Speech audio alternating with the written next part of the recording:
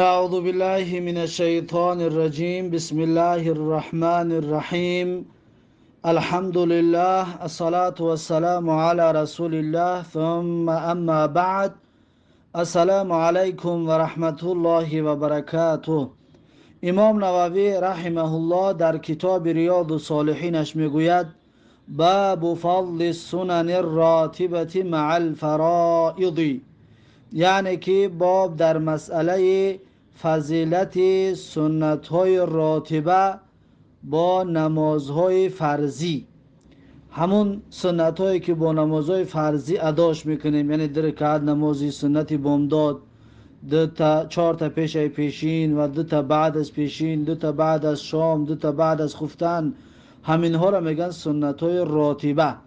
پس این باب در مسئله فضیلت یعنی همین سنت های راتبه صحبت میکند و بیان اقلها، و این باب همچنین بیان میکند کمترین عدد رکعت های این سنت ها را که چند رکعت بخونیم و اکملی ها و بیشترینش را که زیاد چند تا خونده میتوانیم و بینهما و میانه اش را همچنین بیان میکند. عدد رکعتاش هم همچنین در این باب امام نووی رحمه الله برای ما و شما ثابت میگرداند.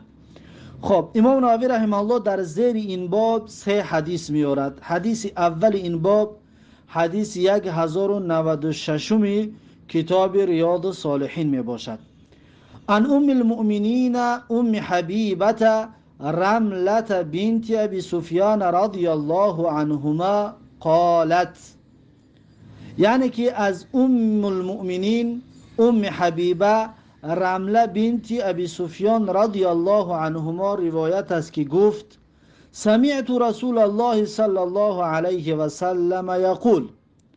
ام المؤمنین ام حبیبه رضی الله عنها میگوید شنیدم که رسول الله صلی الله علیه و سلم میگوید: ما من عبد مسلم يصلي لله تعالى كل يوم 12 ركعة تطوعا غير فريضة إلا بنى الله تعالى له بيتا في الجنة أو إلا بني له بيت في الجنة. خب، این حدیث که ام المؤمنین ام حبیبه رضی الله عنها میگوید: ما من عبد مسلم، یعنی نیست یگان بنده مسلمانی، یصلی لله تعالی کل یوم، نماز میگذارد برای الله تبارک و تعالی هر روز 12 رکعتا، یعنی 12 رکعت نماز، تطوعا غیر فریضة، این 12 رکعت نماز خواندگیش تطوع است، یعنی نماز نافله است و غیر فریضه. 12 رکعت نمازی که نافله است، تطوع است، غیر فریضه. الا بنى الله تعالی له بیتا فی الجنة، مگر اینکه، یعنی نتیجهش فایدهش چی می شود؟ بنى الله تعالی له بیتا فی الجنة، بنا میکند، می سازد الله تبارک و تعالی برای این انسانی که هر روز 12 رکعت نماز میخواند، نماز نافله، بیتا فی الجنة، یعنی خانه را در جنت میسازد، خانه را در جنت الله تبارک و تعالی براش آماده میکند و براش میسازد.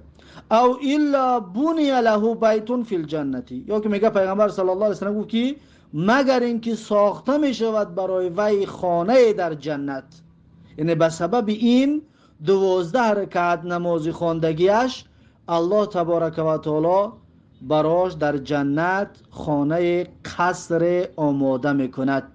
این حدیث را امام مسلم رحمه الله روایت کرده است. رواه مسلمون، این حدیث را امام مسلم رحمه الله روایت کرده است. این حدیث همین سنت هایی که با فرض ها میخوانیم همین است، یعنی 2 رکعت نماز بامداد، 2 رکعت سنتی بامداد، 4 رکعت سنتی پیش از پیشین 6 می شود، 2 رکعت بعد نماز پیشین 8 می شود، 2 رکعت سنتی نماز شام 10 می شود و 2 رکعت نماز خفتن، سنت نماز خفتن 12 تا.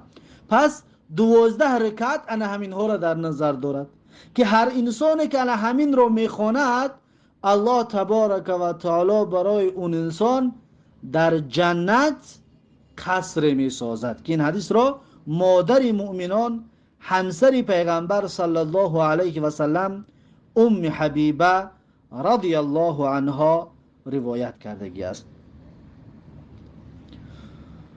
این بود حدیث 1096. بعد از این حدیث 1097 و عن ابن عمر رضی الله عنهما قال، یعنی که از ابن عمر رضی الله عنهما روایت است که گفت صلیت مع رسول الله صلی الله علیه و سلم رکعتین قبل الظهر و رکعتین بعدها و رکعتین بعد الجمعه و رکعتین بعد المغرب و رکعتین بعد العشاء.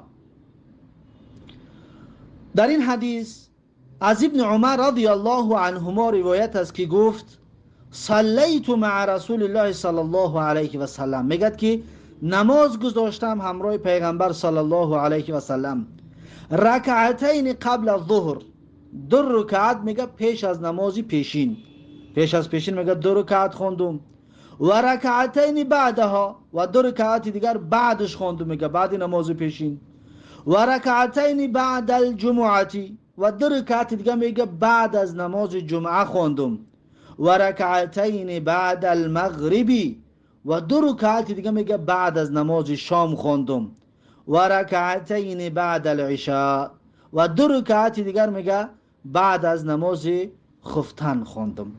پس در این حدیث میگه که 2 رکعتی خوندم، یعنی اقلش همین است، 2 رکعت خونده میشود.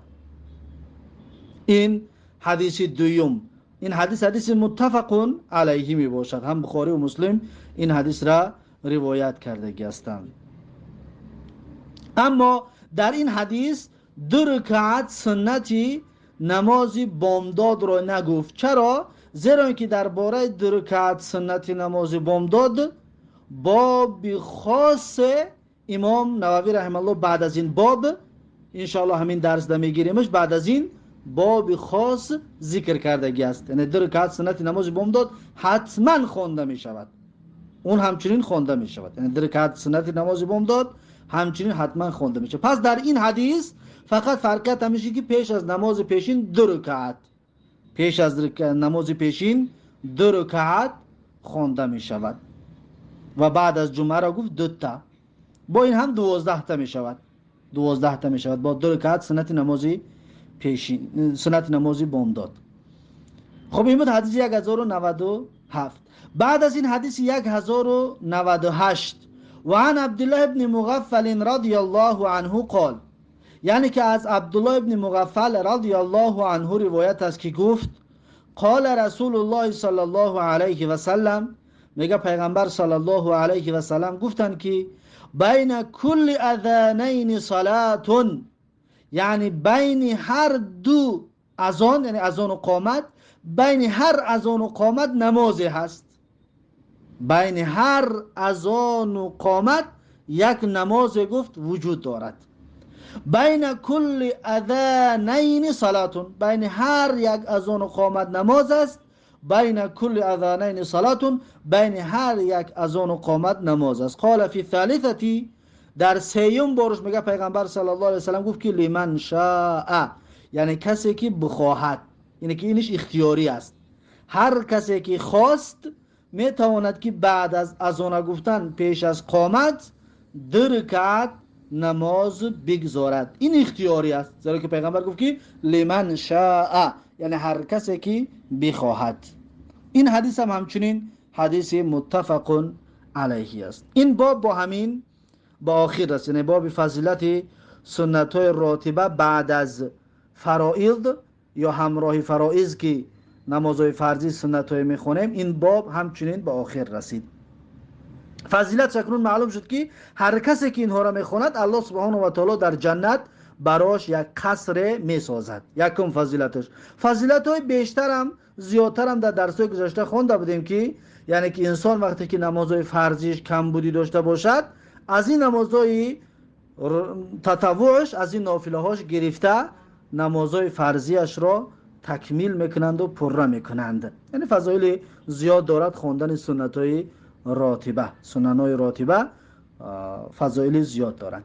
خب بعد از این باب نو، باب تأکید رکعتی سنت صبحی، یعنی باب در مسئله تأکید کردن 2 رکعت سنت نماز بامداد.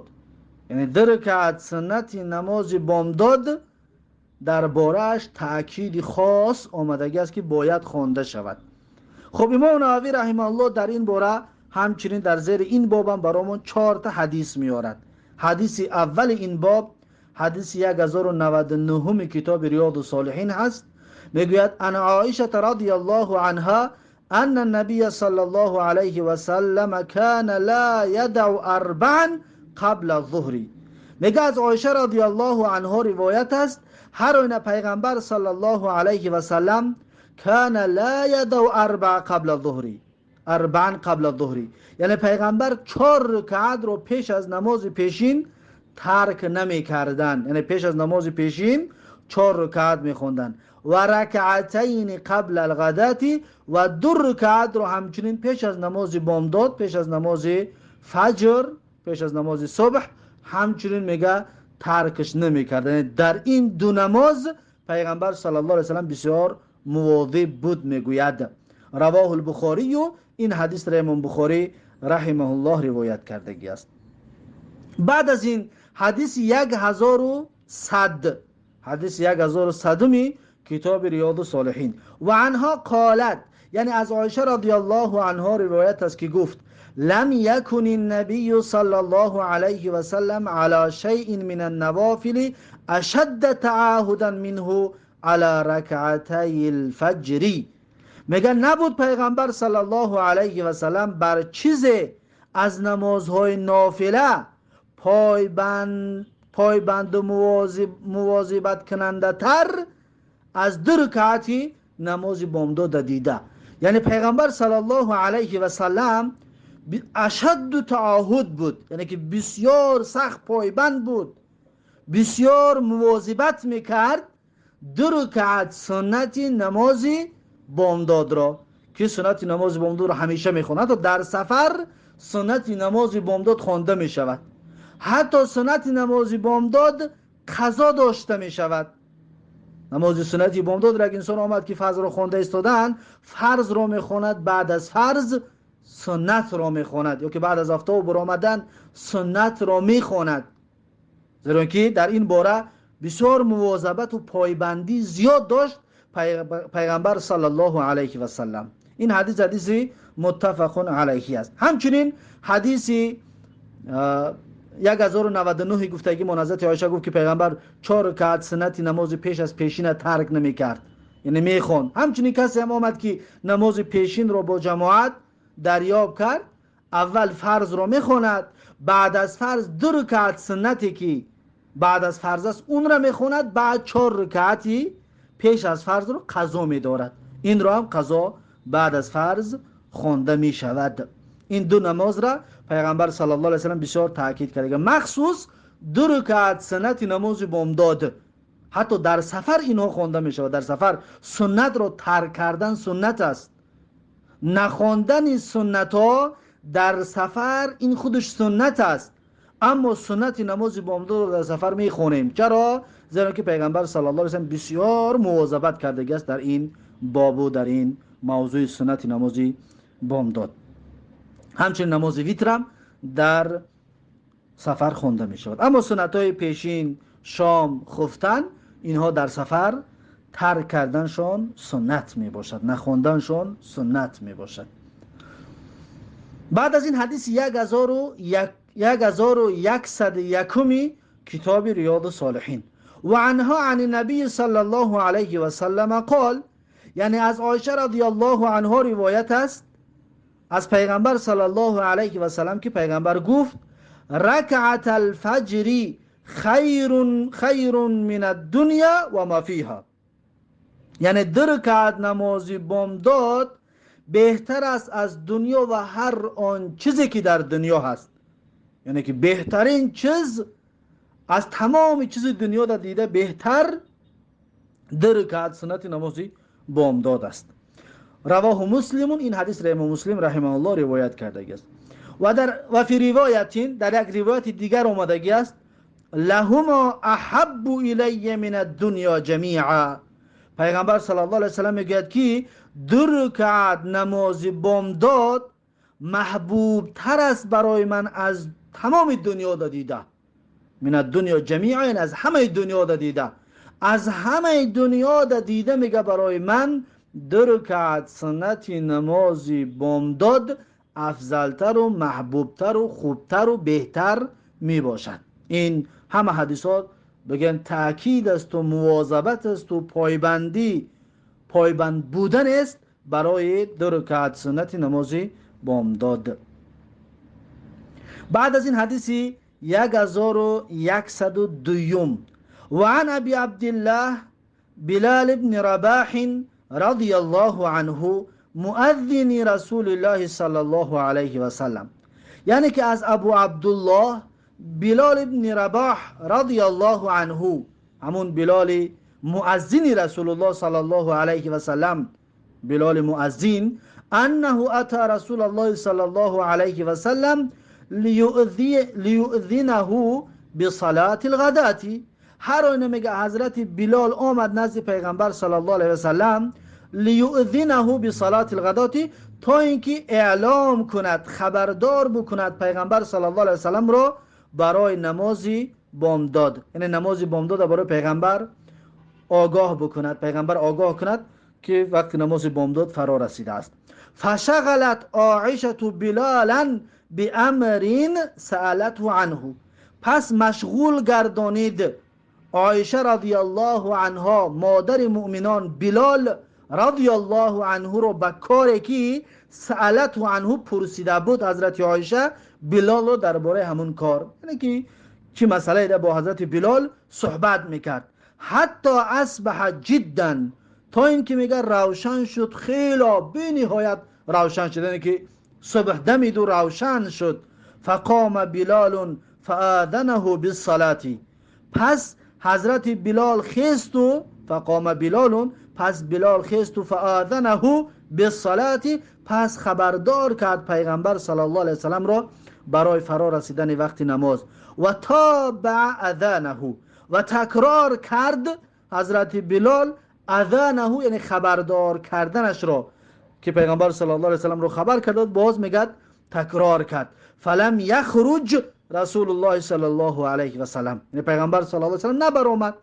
پیغمبر یه بار خبر کرد نبر آمد، دفعه دوم تکرارش کرد که پیغمبر صلی الله علیه و سلم نبر آمد. فلما خرج صلی بالناس، پس زمانی که بر آمد پیغمبر صلی الله علیه و سلم نماز را خواندن با مردم، یعنی با جماعت، پیغمبر صلی الله علیه و سلم با اصحاب نماز بامداد را خواندند. فاخبره ان عائشه شغلته بامر سالته عنه حتی اصبح جدا، پس خبر داد حضرت بلال رضی الله عنه پیغمبر صلی الله علیه و سلم را ان عائشه شغلته بامر، هر آن حضرت عایشه رضی الله عنها مشغول گردانید حضرت بلال را به کار. سالته عنه، پرسیده بود حضرت عایشه رضی الله عنها حضرت بلال را درباره اون کار. حتی اصبح جدا، تا اینکه روشن شد، خیلی به نهایت روز روشن شده. گفته در نزد پیغمبر، یعنی که این حالت رو بیان کرد.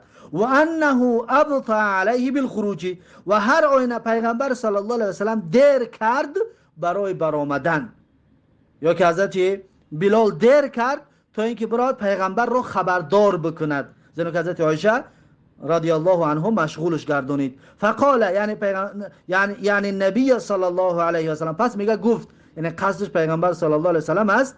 پیغمبر صلی الله علیه و سلم گفت که اینی کنت رکعت رکعتی الفجر، گفت هر آینه من بودم میخوندم دو رکعت نماز بامداد را، سنت نماز بامداد را. یعنی پیغمبر صلی الله علیه و سلم دیر کردنش سببش خواندن دو رکعت نماز سنت بامداد بوده است. فقال یا رسول الله انک اصبحت جدا، پس حضرت بلال رضی الله عنه گفت که ای رسول الله، اینک اصبحت جدا، یعنی روشن کردی خیلی، یعنی صبح دمید و روز روشن شد. قال، پیغمبر صلی الله علیه وسلم گفت که لو اصبحت اکثر مما اصبحت، اگر که روشن بکنم زیادتر از آن که روشن کردم، یعنی از این دم زیادتر اگر روشن بکنم، لرکعتهما، حتما گو من اون 2 رکعت سنتی نماز بامداد رو میخوندم. یعنی که این دلیل به تاکید بودن و به ضروری و به پایبند بودن پیغمبر به 2 رکعت سنتی نماز بامداد بوده است. گفت که من میخوندم. و احسنتها، و گفت همچنین نیکو هم میخوند. و احسنتهما، و همچنین گفت نیکو هم میخوندمشان، یعنی سراسیمه نمیشدم. و اجملتهما، و زیبا هم بجا می آوردمشان. یعنی که 2 رکعت سنتی نماز بامداد مسئله بسیار تأکیدی و مسئله بسیار مواظبت شده است که پیغمبر صلی الله علیه و سلم گفت که اگر از این دم روشن‌تر میشد، من 2 رکعت سنتی نماز بامداد را حتما میخوندم و نیکو هم میخوندم و زیبا هم انجامش میدادم و زیبا هم اداش میکردم. رواه ابو داود، این حدیث را ابو داود رضی الله عنه روایت کرده است به اسناد حسن، با اسناد حسن. این باب همچنین با همین با آخر رسید، باب تأکید 2 رکعت سنت نماز بامداد. باب نو شروع می شود. باب نو درباره باب تخفیف رکعتي الفجر و بیان ما یقرأ فیهما و بیان وقتهما، یعنی باب در مسئله کوتاه گذاشتن 2 رکعت سنت نماز بامداد و بیان آن چیزی که خوانده می شود درباره در 2 رکعت سنت نماز بامداد، یعنی در 2 رکعت سنت نماز بامداد کدام سوره ها را بخوانیم و بیان وقتی ها، و همچنین باب در مسئله بیان وقتهما، وقتی 2 رکعت سنت نماز بامداد است که کدام وقت بخوانیمش جایز و درست می شود. یعنی این باب یعنی کوتاه خوانده شود و سوره های معین خوانده شود و بیان وقتش. این مستحب است که این را انشاءالله درس آینده حدیثاش و قولاش بیان خواهیم کرد. این بود درس امروزمون. با همین درس امروزه را به پایان میرسانیم. این باب را درس آینده خواهیم گرفت. تا درس آینده به الله تبارک و تعالی می سپارم شما را. بارک الله فیکم و جزاکم الله خیرا و السلام علیکم و رحمت الله و برکاته.